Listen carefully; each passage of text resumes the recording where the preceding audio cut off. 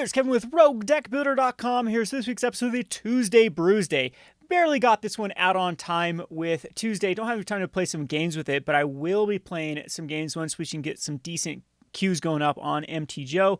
I thought I'd start off Pioneer with, of course, none other than Waste Not. I think out of any of the iconic cards going back from Rogue Deck Builder, I would say Waste Not is about as iconic as they come. Next to Soul Sisters, this is probably the card that I brewed with the most and tried to break the most when it was A, in Standard, and B, throughout the history of Modern. It has just been the catnip of catnip cards for Kevin. So Waste Not is an enchantment. It says whenever opponent discards a creature card, you create a 2/2 black zombie. Whenever opponent discards a land card, you add 2 red to your mana pool. And whenever an opponent discards a non-creature non-land card, you draw a card. So it's a big payoff for your opponent's discarding cards. There are a lot of ways. This was actually a pretty tough deck to build, as you do want enough control elements, but you also do want to have the Waste Not be the focal point of the deck.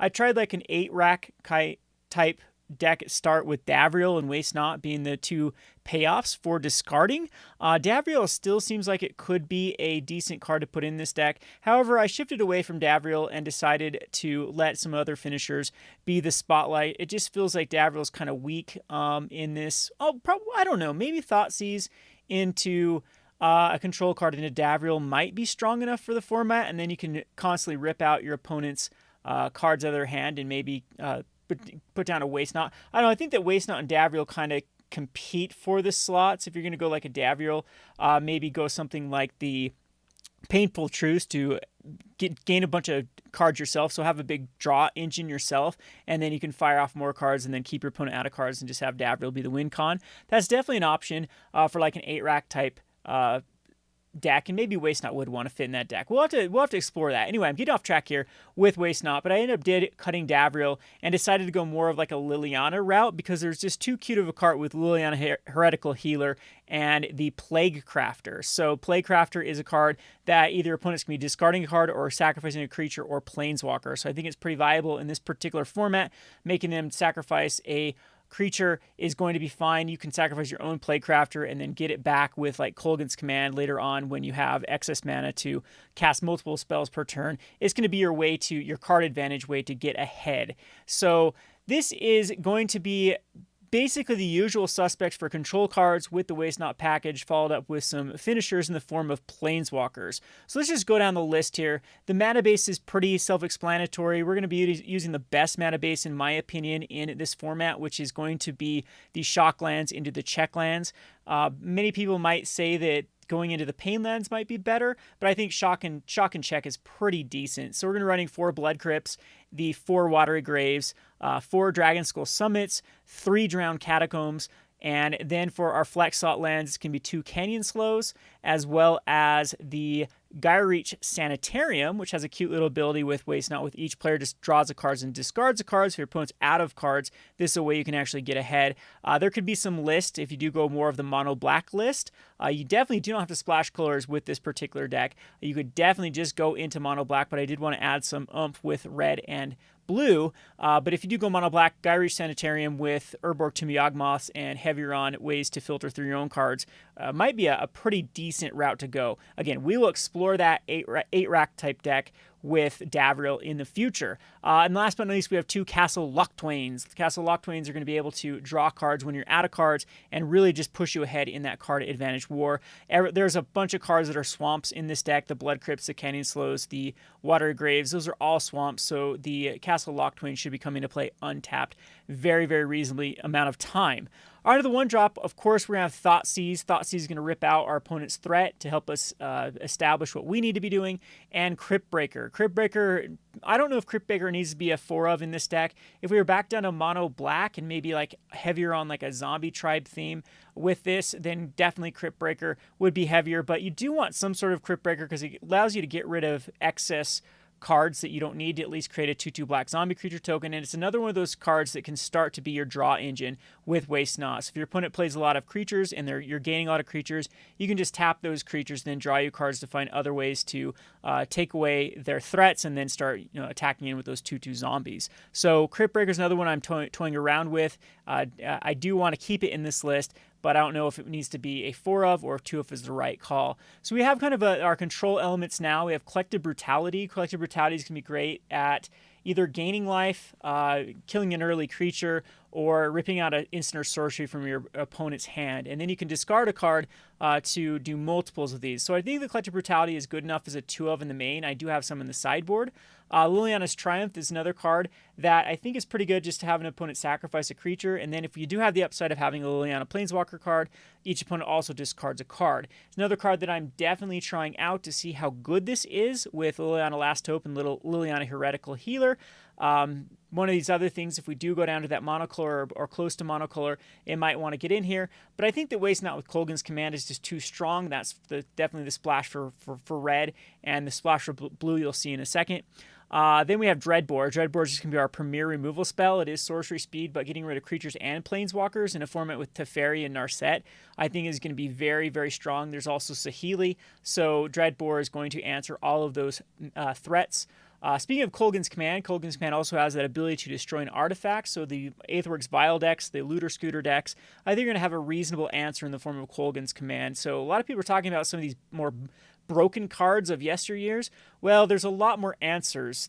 So I think Standard oftentimes has cards that break because you don't have good answers, and that was Kaladesh in a nutshell. And I would say that's kind of now in a nutshell. You don't have a great way of dealing with Oko or Nissa. You don't have a great way with dealing with the Field of Dead that end up having to be banned. But if you go back into the Pioneer format, you absolutely do have a lot more of these answer type cards to take care of these what we consider degenerate cards of Standard or standards in the more recent past. So Kolaghan's Command, one of those great cards that just answers a lot of things, can be used to control element, can be used to destroy an artifact, can also be a 2-for-1. Well, it is a 2-for-1, so it's a very, very powerful control card. We're going to be running Murderous Rider. I think that's enough control between the Dreadbore, Collective Brutality, and Murderous Rider for early game. I don't think we're too worried about late game because we do have ways to just 1-for-1 them with having them sacrifice things. So Murderous Rider is going to destroy a creature, a planeswalker. It's also going to then be able to be cast as a lifelink 2/3. It's a zombie, so it synergizes with the Cryptbreaker. And, for that reason, I think it's worthwhile to be running the Murderous Rider. Instant speed, destroy a target creature, planeswalker for 3, and then have an upside I think is powerful enough for this format. Next up, we're going to have the Lilianas. So just 2 Liliana the Last Hopes. Again, don't know if this is where you want to be running multiple, like a 4 of Liliana the Last Hopes. I could definitely see this sort of shell with high on like the zombie tribal with Murderous Riders. Man, even Liliana tribal seems pretty good in this format with the multitude of Lilianas actually curve quite well, and them all having relevant abilities in this sort of zombie or graveyard-based strategy. But the +1 is going to be really good. To have a creature getting -2, -1 is going to throw your opponents off curve. Putting the top 2 cards of your library into your graveyard, then returning a creature from your graveyard to your hand can get back the Plaguecrafters.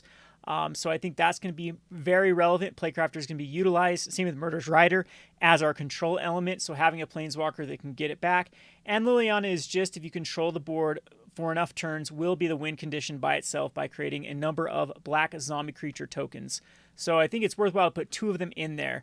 Next up, we're going to be running Liliana the Creature. So Liliana Heretical Healer is going to be a 2/3 lifelink for 3 mana, and then whenever another non-token creature control dies, it turns into a Liliana Defiant Necromancer that has each player discards a card on a +2. The -X is also very relevant to getting back Cryptbreakers or Plaguecrafters, or we have a couple other creatures that can be used for this. And then the -8 emblem is also quite good. So it's another just value creature. I think it's worthwhile with Kolaghan's Command, gives another target to get back from your graveyard. The plus is really good with this. With Liliana and Waste Not, and so I think it deserves a slot in here. Next up, we have Plaguecrafter. Plaguecrafter enters the battlefield, each player sacrifices a creature or planeswalker, and if they can't, they discard a card. So it's going to be relevant no matter what in this particular deck. You're going to be clearing the board, and they don't have anything on the board. Then you have Plaguecrafter make them ditch a card. They ditch a card, then Waste Not triggers, and the cycle of life repeats. So there you have it. So the whole reason to be running Waste Not, why the card is so cute, is it has a lot of synergy with 2 particular cards that are viable right now in the Pioneer format. The first is On Curve, meaning you can cast it the turn after, which is Dark Deal. This is going to be really our best kind of our best play here would be like a turn 1 Thoughtseize, turn 2 Waste Not, turn 3 Dark Deal, or you could say Cryptbreaker, Waste Not, Dark Deal, and then you have a Dark Deal that's going to have each player discarding their cards and then drawing that many cards -1, and so they're going to discard their card, maybe rip out 4 or 5 cards from your opponents. It triggers the Waste Not. You're going to be drawing way more, even with the card disadvantage that Dark Deal usually has with you having to cast the Dark Deal plus discarding your hand. You're going to make that back up with Waste Not.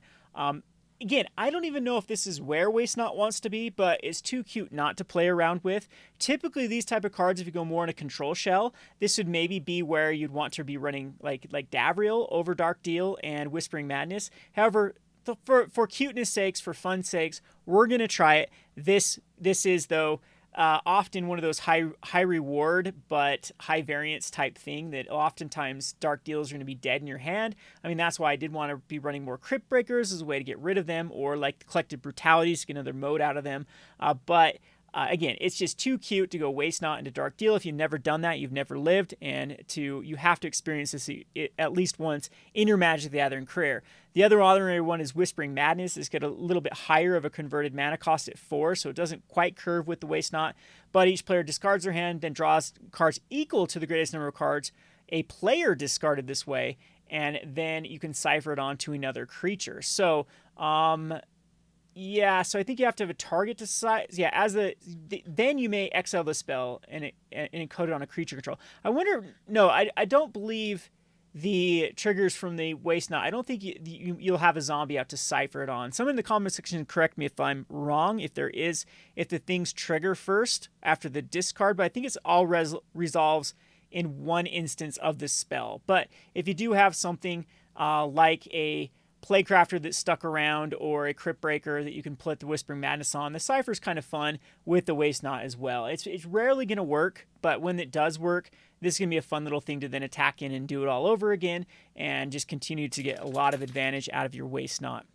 All right, so the other last flex spots I have in this deck, since we are running blue, I'm going to be running a Nicol Bolas Dragon God. This is just a very good card in this sort of control shell. If you're ahead on the board, this will win the game very quickly. You draw a card, each opponent exiles a card from their hand, or a permanent they control is the +1, and the -3, destroy a creature or planeswalker, will help you keep things off the board. And the -8 says each opponent who doesn't control a legendary creature or planeswalker loses the game. We're not going to really worry too much with the first part of Nicol Bolas. It has all loyalty abilities of other planeswalkers on the battlefield. You could get some advantage out of like Liliana, or the flipped Liliana Heretical Healer, or in this case, if you have any other planeswalkers that you want to put in the deck, like Liliana Dreadhorde Champion, sure, I guess it could work in this, or going back to Davriel could definitely use the -1 for Nicol Bolas to make them, that'd be terrible because you already have the +1. So I think just a 1 of Nicol Bolas is fine, and then a 2 of Nicol Bolas the Ravager. So a Ravaging Rats in the form of a 4/4 dragon that can be turned into a planeswalker is pretty decent. What I like about Waste Not is it actually has, if you go like Nicol Bolas is out and then go for like a Dark Deal or Whispering Madness and your opponent discards lands, that can actually ramp you into the Nicol Bolas flip. So it's going to cost you a blue and a red, but you can easily get the 2 or the 5 black that's required after that, the 4 and a black, by the lands that hit the graveyard from the Waste Not. And so pumping that in to Nicol Bolas and then turning it into a powerhouse after that by either drawing 2 cards, dealing 10 damage to a creature or planeswalker, or putting a creature or planeswalker card from a graveyard on the battlefield, is going to be pretty decent. It's going to take over the game very quickly, and you've already got the kind of advantage out of Nicol Bolas. Again, this is just an experiment for blue. If we're running blue, we might as well see if it's worth it with Whispering Madness, and if not, then of course these Nicol Bolases can be cut. We can go back down to 2 colors, which I think this is where the deck probably prefers to be, is down to 2 colors, and then we can experiment with like higher numbers of certain things. Again, I'm thinking that Liliana's Triumph is going to be a very, very potent card in this particular meta, with being able to force your opponent to sacrifice a creature and discard a card on the ends of a Liliana Planeswalker. That seems pretty decent. It seems like a very, very good line of play, especially when you're getting a lot of other card advantage through things like Kolaghan's Command. So there's a lot this deck can do. I'm excited to play it. Again, don't have time to play it today. Let's go onto the sideboard here and see what I've included. Sideboard is really open to interpretation. It's open to exactly what the meta is going to give us. We're going to have some other cards in the form of Duress to be able to rip out the problematic non-creatures. We're not really worried about creatures in this deck. It's going to be the non-creatures. So 3 Duresses. Crypt Incursion is going to be getting rid of like the dredge-based strategies or the graveyard-based strategies. This is just a killer against those decks. You exile them all. I mean, you don't want to be feeding them, but then you are going to be feeding them, and Crypt Incursion is going to be the way that you actually get ahead on those particular matchups. I do have a 1 of Rakdos Return. This is another one that seems good as a 1 of. Another thing that also has a pretty neat little interaction with Waste Not. So if you do like Dark Deal, and if you can still flow a red mana, then if they discard lands, then you can have this mana be pumped into Rakdos' Return after that. So again, it's more of a what-if scenario in that, but Rakdos Return might actually prove itself to be a decent card. It ends up being sometimes a 2-for-1, so your opponent taps out for a Narset, and then you're able to Rakdos Return, kill the Narset, and make them discard 3 cards. That seems pretty good for a 5-mana investment. So I think Rakdos Return might end up being better in this deck than I'm giving it credit for. Unmoored Ego, this is another reason to play blue. I mean, there is some other options with Lost Legacy, but Unmoored Ego just can name anything. So you choose a card name, you can get up to 4 cards of that name and exile them. That player shuffles their library and then draws a card for each card exiled from their hand in this way. It was one of the only ways to get rid of Field of the Dead right now in the format. I was actually surprised that more people didn't try to, run those particular hate cards. It did work, but I mean, Unmoored Ego works against many things in the Pioneer format. Another cute card in the form of Notion Thief. This does work with like your Dark Deals and your Whispering Madnesses, is if you have this out and if opponent would draw a card, except for the first one they draw in their draw step, they skip that draw and you draw a card instead. So with Whispering Madness and Dark Deal after a Notion Thief, they don't draw anything, you draw everything. That's just the thing about Notion Thief. Pretty cool card. Ashiok Dream Renderer, I think, is better than Leyline the Void in this format, and I'll have to explain why in more detail sometime. But Ashiok, I don't think you need any proactive cards like Leyline's out, or especially Leyline the Void out, because there aren't as degenerate ways to fill up your graveyard immediately like we've seen in Modern. So I think you have time to allow your opponent to fill up their graveyard, and then like a turn 3 Ashiok that then exiles their graveyard and can do it multiple times. It gets more value, in my opinion, with this spells and abilities your opponent's control can't cause them to search, is also another reason to bring this in. So it's a 2-for-1 hate card that goes against both the ones that are being tutoring things, which I assume is going to be quite a few decks, and the ability to exile opponent's graveyards. So these are other flex cards that I thought might be good in the deck, like Tasigur the Golden Fang. If with Dark Deal and Whispering Madness, you're going to fill up your own graveyard, and this is going to be another one that's going to allow you to return like Kolaghan's commands back. It's going to have you like Dreadbores. Those are pretty decent Dark Deals, Whispering Madnesses back from your graveyard to then rinse and repeat. Don't know if Tasigur wants to be a 1-of in the main to begin with, but it's something I'm definitely going to toy around with. Cletus, Trader of Get, another way to stop the kind of die effects from opponents. It's also going to be lifelink for 3/4 for 4 mana is a good roadblock, and it is also pretty decent to sacrifice your own zombies to really get ahead against those decks that either go big or try to go aggressive, and then you have a big lifelinker they have to get through. So this is a decent as a 1-of hate card in the sideboard. And the Eldest Reborn. The Eldest Reborn actually seems pretty good in this deck, as it has opponent sacrifice a creature, a planeswalker, then discard a card, and then you can get back anything from a graveyard. So it's another one of those cards that seems like it's pretty decent, especially with Tasigur. Seems like a fun little card if you can then delve away everything but an Eldest Reborn and then keep getting it back with Tasigur. Then 2 just Collective Brutalities, just because when they're good, they're great in particular matchups. So this is a long-winded deck tech, kind of an overview of the format. I hope it's enough content to hold you over.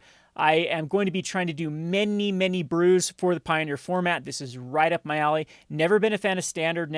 Well, Standard just gets old too quickly, and Modern was fun years ago, and then it just slowly got too degenerate, and the power level just too high, and the interaction too low that I just didn't like it. So I'm going to be hoping this format is very interactive and has a lot of variety and has all the things we love about Magic and can keep my attention span. And I'm not going anywhere from standard. I'll keep brewing the decks. I have 2 or 3 that I want to show you, but again, finding the time is tough. We running 2 businesses now, basically, it's tough to get to the brew table. So anyway, hope you enjoyed this video. This has been Kevin with the Rogue Deck Builder. Thanks for watching.